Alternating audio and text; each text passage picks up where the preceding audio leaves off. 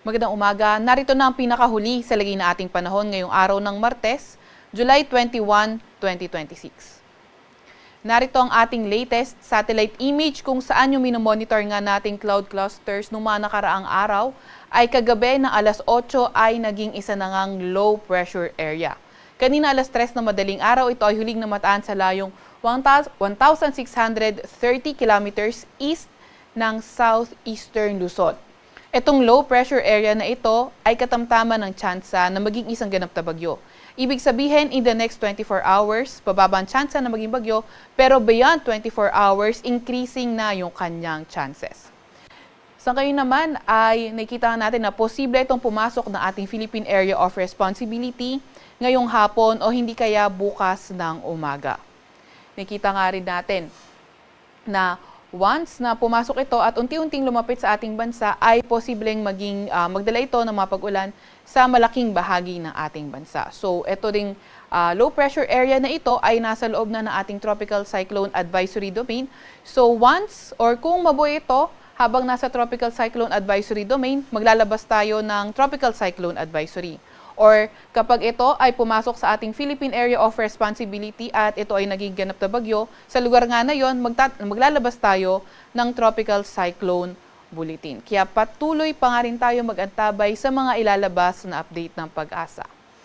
Samantalang southwest monsoon naman o habagat ang nakakaapekto sa lugar ng Mindanao at kanlurang bahagi ng Luzon pati na rin ng Visayas.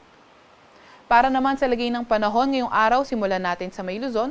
Inaasahan nga natin sa Metro Manila and the rest of Luzon yung fair weather condition at mga tsansa ng mga localized thunderstorms. So by tomorrow and Wednesday, Thursday, inaasahan nga natin na posibleng maging maulan sa may Mimaropa, pati na rin sa may Bicol region. At pagdating ng Friday and Saturday, posibleng malaking bahagi na ng Luzon yung maging maulan. Agwat ng temperatura ngayong araw sa Metro Manila at Legazpi ay 25 to 33 degrees Celsius. Sa Baguio ay 17 to 25 degrees Celsius at 25 to 37 degrees Celsius naman sa may Tuguegarao. Agwat naman ng temperatura sa Puerto Princesa at Calayan Islands ay 26 to 32 degrees Celsius. Para naman sa lagay ng panahon sa Visayas at Mindanao, inaasahan nga natin na sa Western Visayas, Negros Island Region, Zamboanga Peninsula, pati na rin sa may Bar, magiging maulan dulot ng southwest monsoon o habagat. Sa nalalabing bahagi ng Visayas at Mindanao, asahan nga natin yung fair weather at may mga tsansa pa rin ng mga localized thunderstorms. Yung mga kasamahan natin sa Regional Services Division patuloy na maglalabas ng mga thunderstorm advisory, rainfall advisory o hindi kaya heavy rainfall warning kung kinakailangan.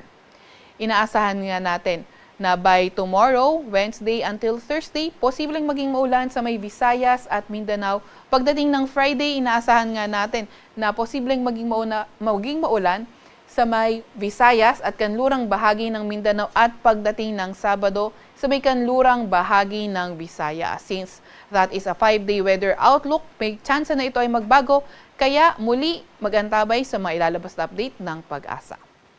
Agwat ang temperatura ngayong araw sa Iloilo, Cebu at Cagayan de Oro ay 25 to 32 degrees Celsius, 25 to 33 degrees Celsius sa may Tacloban at 24 to 32 degrees Celsius naman sa may Zamboanga. Ngayong araw, wala naman tayong gale warning sa kahit anong dagat baybay ng ating bansa. Sa Kalakhang, Maynilang, inaasahan ng araw ay sisikat ng 5:37 ng umaga at lulubog ng 6:29 ng gabi. Huwag magpapahuli sa update ng Pag-asa. I-follow at i-like ang aming X at Facebook account, DOST-Pag-asa. Mag-subscribe sa aming YouTube channel, DOST-Pag-asa Weather Report. At para sa mas detalyadong mga impormasyon, bisitahin ang aming mga website, pag-asa.dost.gov.ph at panahon.gov.ph. Atin nga muna ang pinakahuli sa lagay na ating panahon. Mula sa Weather Forecasting Center ng Pag-asa, Veronica C. Torres, nag-uulat.